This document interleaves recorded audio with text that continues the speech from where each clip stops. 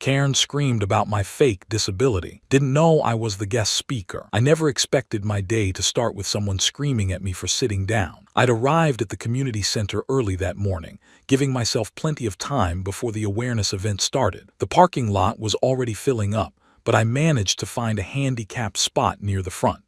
I always feel a twinge of anxiety when I get out of my car, mostly because I know how it looks to others. I don't use a wheelchair. I don't have a service dog. From the outside, I look young, healthy, and capable. But what people don't see is the nerve damage in my right leg, the way it constantly feels like I'm wadding through concrete every time I take a step, or how I've spent years dealing with a degenerative condition that makes it harder and harder to get through a normal day. That morning was one of the bad ones, where my joints ached with every movement, and the fatigue in my body didn't match the rest I thought I'd had the night before. I leaned heavily on my cane as I walked through the front doors, nodding at the event staff and checking in at the desk. They recognized me instantly, greeted me with a smile, and pointed me toward the front of the auditorium. I was one of the guest speakers, scheduled for the main presentation. But even if I hadn't been, they were kind and professional and didn't question my right to be there. I made my way to the front row, sat down carefully, and adjusted the cushion I'd brought for support. I pulled out my notes and tried to get comfortable. The lights overhead were bright, the hum of conversation slowly growing as more attendees filtered in. I focused on my breathing, trying to settle my nerves before I had to speak. I wasn't nervous about public speaking. I'd done it dozens of times, but the weight of carrying other people's judgment, the way eyes scanned me up and down when I moved or sat or winced, it always wore me out before I ever said a word. I was lost in thought when I felt a shadow fall across me. Looking up, I saw her. Mid-50s maybe, wearing a thick coat and far too much perfume, hair pulled into a tight bun that screamed authority.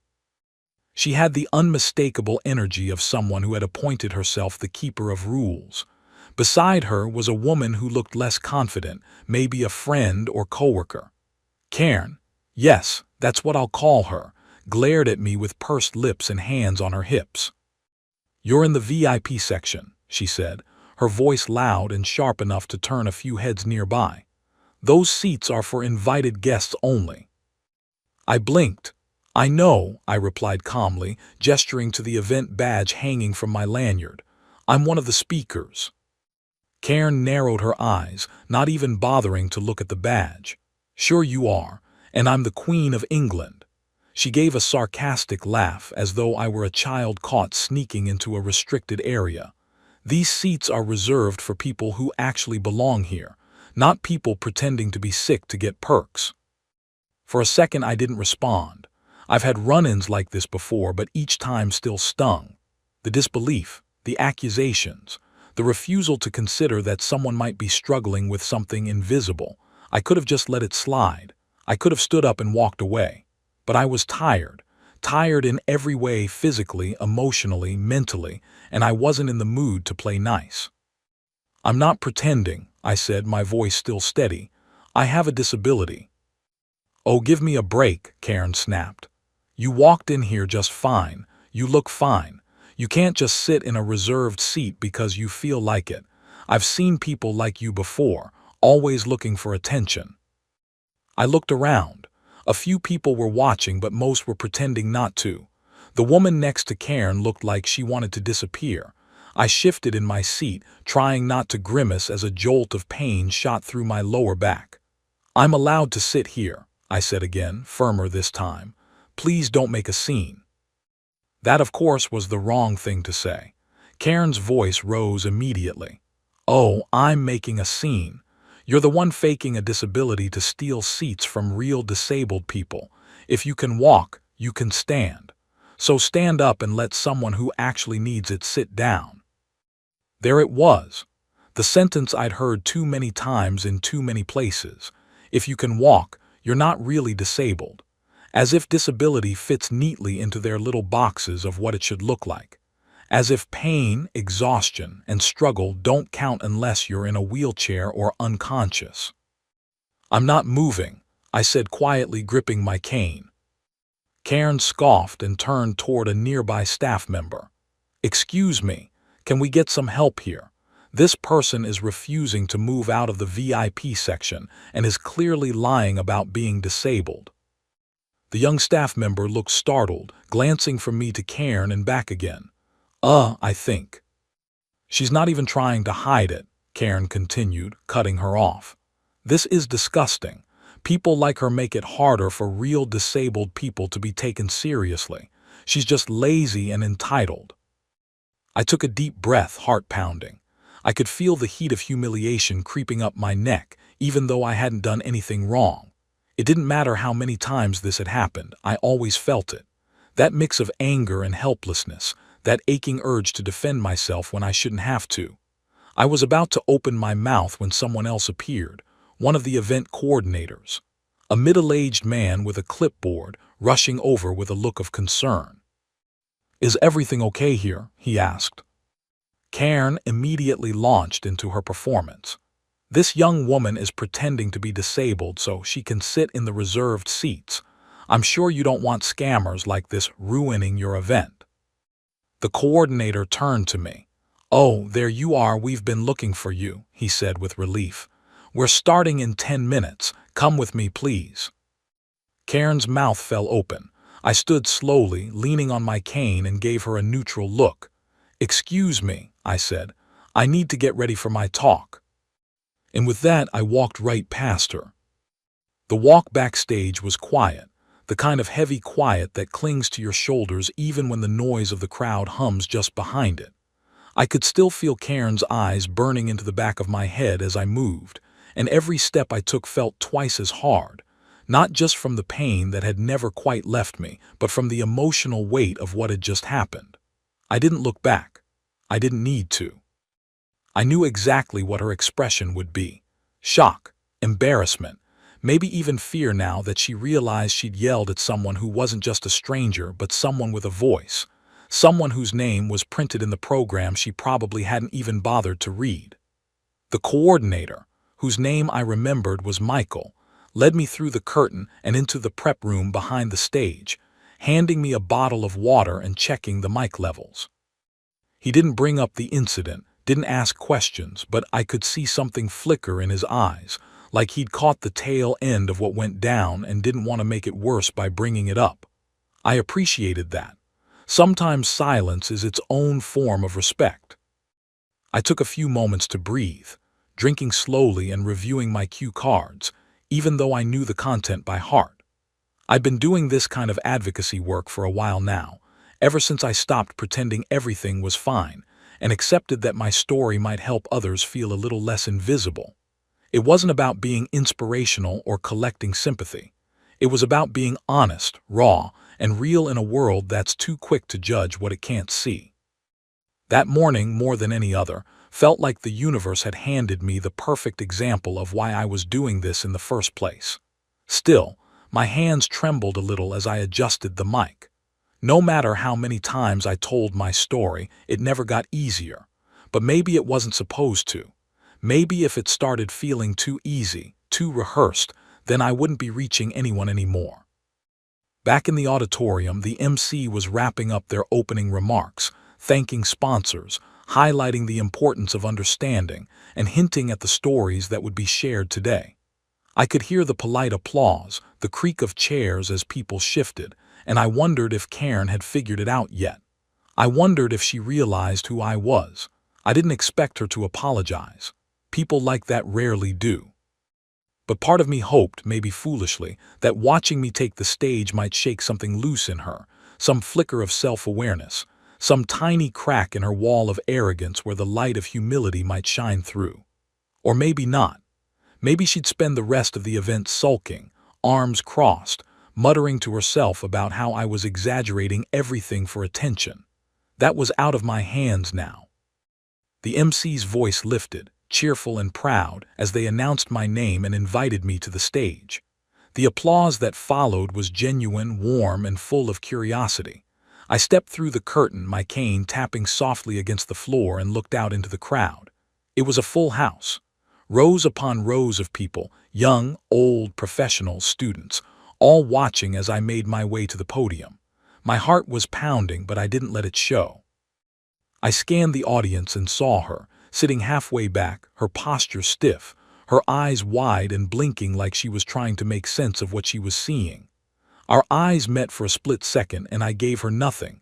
No smile, no glare, just the same calm expression I'd given her earlier. Then I looked away and addressed everyone else.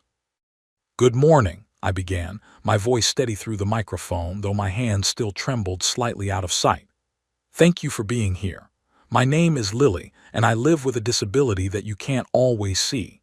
And that's what I want to talk about today, what it means to live with something that isn't immediately visible. What it means to be doubted, judged, or dismissed, not because you're not in pain, but because that pain doesn't make itself obvious to others." The room grew quiet in that special way that only comes when people are really listening. Not just hearing words, but listening.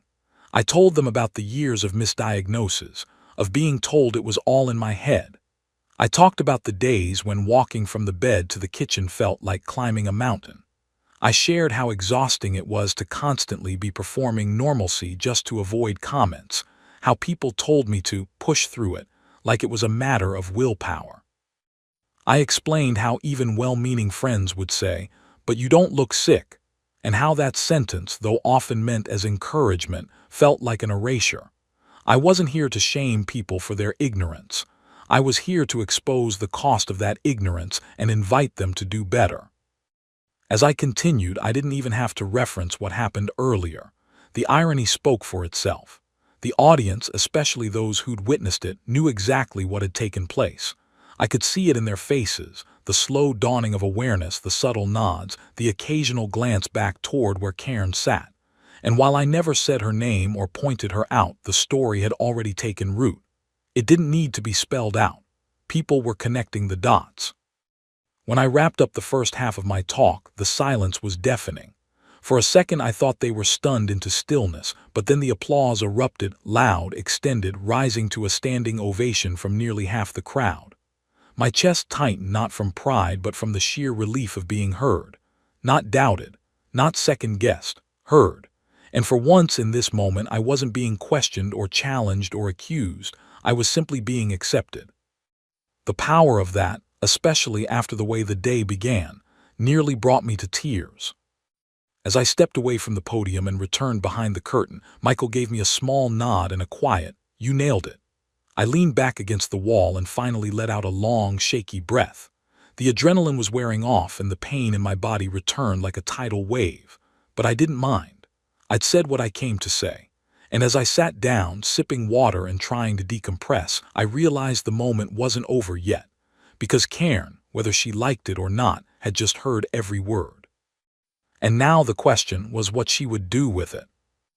After the applause died down and I disappeared behind the curtain, I let my body sink into the nearest chair backstage.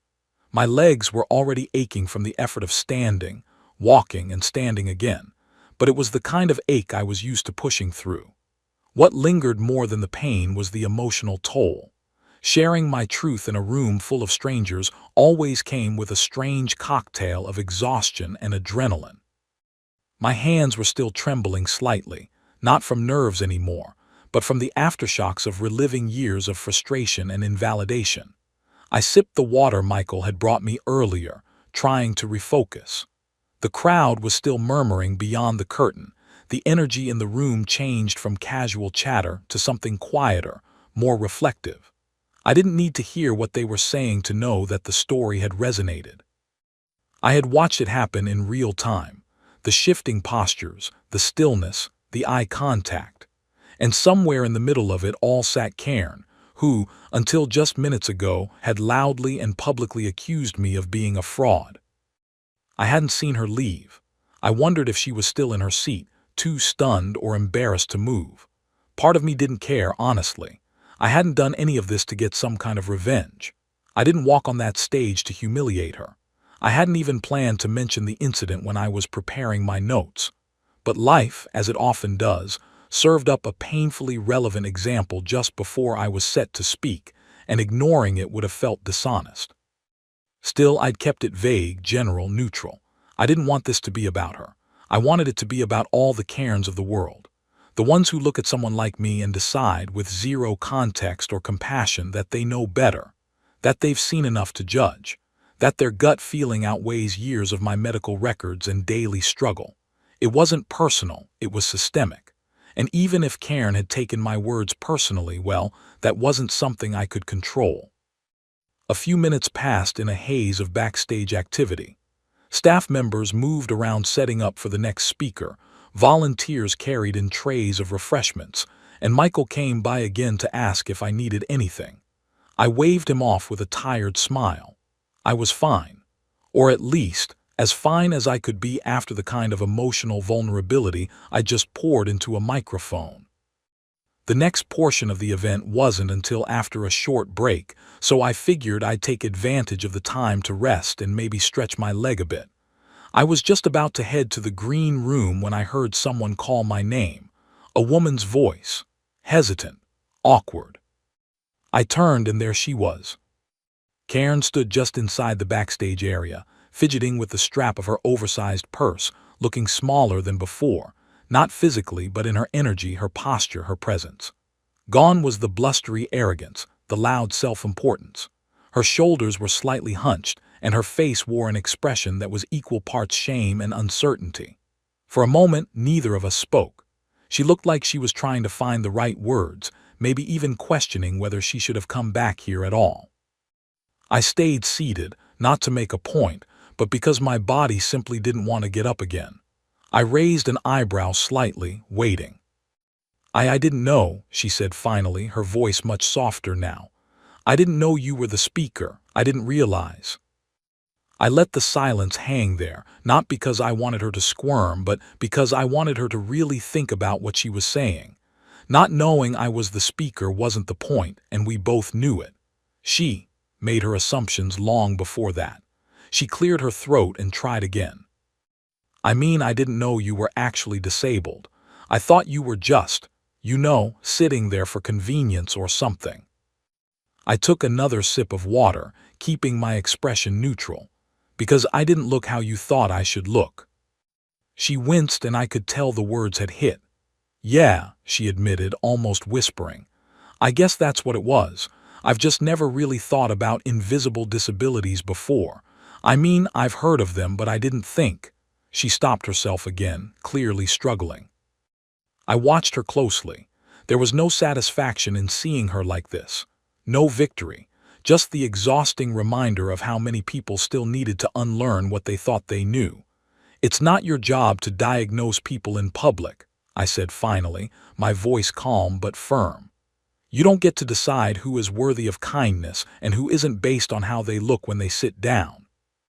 She nodded quickly, almost too quickly, as if agreeing would erase what had happened. I know, I'm sorry, I really am. I was out of line. I was just so sure, and now I feel terrible. I leaned forward slightly, resting my elbows on my knees. Cairn. Her eyes widened a little at the name, but she didn't interrupt. You don't need to apologize to me because I turned out to be a speaker. You need to apologize because you treated a stranger like garbage based on your assumptions. If I hadn't been on stage today, would you still be sorry? She hesitated, and the pause told me everything. She hadn't thought about that, or maybe she had and she didn't like the answer. Eventually, she nodded again, this time slower. You're right, she said. I'm not going to pretend I would have changed my mind if I hadn't seen you speak. I guess I never really realized how deep my own biases were until now. That was something, at least. I didn't let her off the hook, but I didn't need to keep her there either. I wasn't a teacher and she wasn't my student. I wasn't obligated to hold her hand through her growth. She had come to her realization, however messy and late, and now it was up to her what she did with it. Well, I said finally, standing with effort and gripping my cane again, I hope you carry that realization with you outside this auditorium. Because there are a lot of people like me walking around getting judged for things we didn't ask for. And the next time you feel that judgment coming up, maybe pause and ask yourself why. She nodded, her face flushed but thoughtful. I will. Thank you for not yelling at me. I deserved it. I gave a small shrug. I'm not here to punish people, I'm here to tell the truth. With that, I turned and walked away, leaving her standing there with her thoughts, her regrets, and hopefully her growth. I didn't look back. I didn't need to. The rest of the event carried on with the quiet intensity that often follows a story people didn't realize they needed to hear. As I sat backstage, listening to the next speaker begin their segment, I allowed myself a moment to let the tension melt away from my shoulders. My legs still throbbed, but the pain had become background noise again, like a familiar hum I'd trained myself to function with. My thoughts wandered back to the conversation I just had with Cairn, and I found myself sitting in a swirl of conflicted feelings. There was no denying that what she had said and done to me had been awful, loud, humiliating, baseless. And yet, a part of me couldn't help but recognize the look in her eyes when she realized the depth of her mistake. It hadn't been defensive or fake. It had been real, frightened, self-conscious, and a little cracked open. That mattered, even if I wasn't ready to let it redeem her completely. After another 30 minutes of programming, the break began, and the audience filtered out into the wide lobby for coffee, muffins, and conversation. I'd only just emerged from backstage when the wave of people began.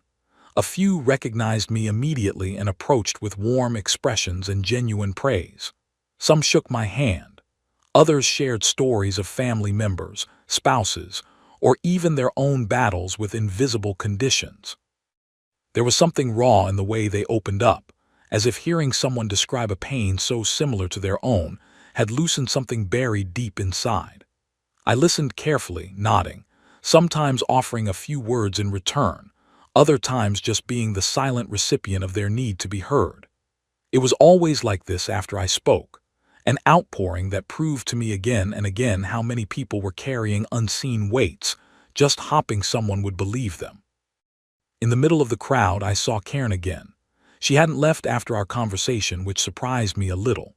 She stood by the coffee table, holding a paper cup like it was the last piece of normalcy she could cling to.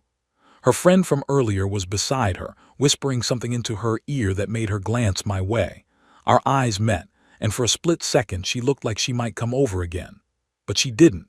Instead, she nodded once, a small, respectful gesture, and turned away. I let her go. That was enough. Sometimes the smallest signs are the most meaningful. I didn't need a repeat of our earlier interaction. I didn't need her to grovel or perform a second apology. She'd shown me more with that quiet nod than she could have with 1,000 words. That I could accept. I found a chair in the corner of the room, near a tall window that looked out onto the parking lot. The sun had finally broken through the clouds, casting long streaks of light across the tile floor. I stretched my legs out slowly, careful not to draw too much attention to the act of grimacing as I did so. A young woman in her 20s, wearing thick glasses and an oversized sweater, sat down beside me with a gentle smile. She'd been in the audience. I remembered her face from the front rows. "Hi," she said softly. "I just wanted to thank you. It was powerful." I gave a small smile in return, dipping my head in appreciation. "I'm glad it meant something to you." She hesitated before speaking again. "I have lupus. Most days people tell me I look fine, but I'm not. I'm never fine, and no one ever says it out loud the way you did. That disconnect, the invisibility of it." My heart twisted a little, the familiar ache of recognition. "It's a lonely kind of pain, isn't it?" I said gently. "To constantly feel like you have to defend your suffering, like people won't believe it's real unless you're visibly broken." She nodded, eyes damp. "Exactly that." I didn't try to offer her advice. I didn't say it gets better or that she should stay strong. Instead, I just sat with her in that quiet corner, sharing the space of mutual understanding. Sometimes that's all we really need, to know that someone else has been through the fire and still keeps walking, that the isolation isn't permanent, that we aren't alone. The remainder of the break was filled with more moments like that, short conversations, gentle acknowledgments. I saw people connecting with each other across the room, sparked by the stories that had been shared.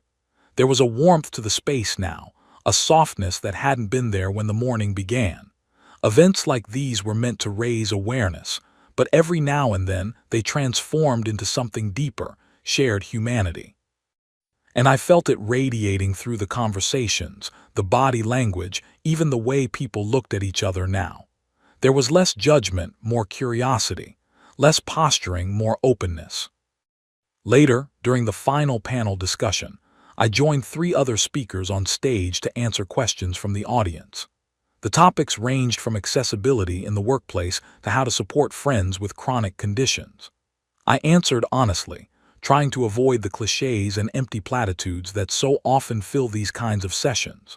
One question came from a man who stood up and admitted that he'd never thought twice about people who parked in handicapped spots but didn't use wheelchairs. He said my story had made him realize how quick he was to judge what he couldn't see, that he wanted to do better, and I believed him, not because he said the right thing, but because of how uncomfortable he looked admitting it. Growth, I've learned, rarely looks graceful. It usually comes with stammering words and flushed cheeks. As the event wound down and people began to gather their things, I felt a calm settle over me. It wasn't peace exactly, but it was something close. A moment of emotional clarity that comes from knowing you did something that mattered, not just for yourself, but for others. I hadn't set out to teach anyone a lesson today, and I certainly hadn't planned to become an example in the middle of the coffee-stained chaos of the real world. But sometimes the story writes itself, and all you can do is step into it honestly and tell the truth. I left the building slowly, leaning into my cane, the weight of the day pressing into my bones in that familiar, aching way. The parking lot had thinned, but the sun was still out, and the sky was painted with that golden haze that makes even the most painful days feel a little softer around the edges. As I unlocked my car, I paused for a moment and looked back at the building. Karen was nowhere in sight, but her presence still lingered in my mind, not as a villain, but as a symbol of something larger. Of a world still learning, of people still waking up, and maybe, just maybe, of one woman who might think twice the next time she opens her mouth to judge a stranger. That, I decided, was enough for today. The drive home was quiet, save for the occasional hum of tires rolling over asphalt and the faint buzz of the radio turned low, more a background murmur than a source of sound. I didn't really hear it. My thoughts were elsewhere, playing back the entire day like a film on loop. Every step into the building, every word hurled at me, every stare that lingered too long, and finally, every face in the crowd that shifted from skeptical to silent as I spoke. The emotional weight of it all settled over me in layers. I didn't feel victorious. I didn't feel vindicated. What I felt more than anything was tired in the way that goes beyond physical limits, the kind of tired that lives in your bones when you've spent years defending your own existence. But beneath that exhaustion was something softer, something that felt like relief or maybe release. Because despite everything that happened, I'd stood my ground. I had spoken not only for myself, but for countless others who didn't get the chance, and that mattered. At a red light, I caught a glimpse of my reflection in the rearview mirror. My face looked older than it had that morning, not in a dramatic or aged way, but in the subtle creases of my eyes, the tautness around my mouth. It was the kind of change you couldn't see unless you knew what to look for, an invisible shift, much like the things I'd spent the entire day explaining to a room full of strangers. I wondered how many of them would go home and remember what I said. I wondered how many would brush it off within hours, falling back into their old assumptions. But even if only a few truly carried the lesson forward, even if just one person changed how they saw someone in pain, then the energy I'd spent was worth it. I didn't need applause or a trophy or a headline. I just needed people to see the truth, even if it was uncomfortable, even if it came wrapped in awkward silences and quiet realizations. When I finally pulled into my driveway, the sun had dipped low in the sky, casting everything in that rich golden hue that makes even the most ordinary places look like a dream. My house, small and familiar, stood quiet and waiting, its porch light flickering on as I stepped out of the car. I moved slowly, each motion deliberate, every joint protesting the long day.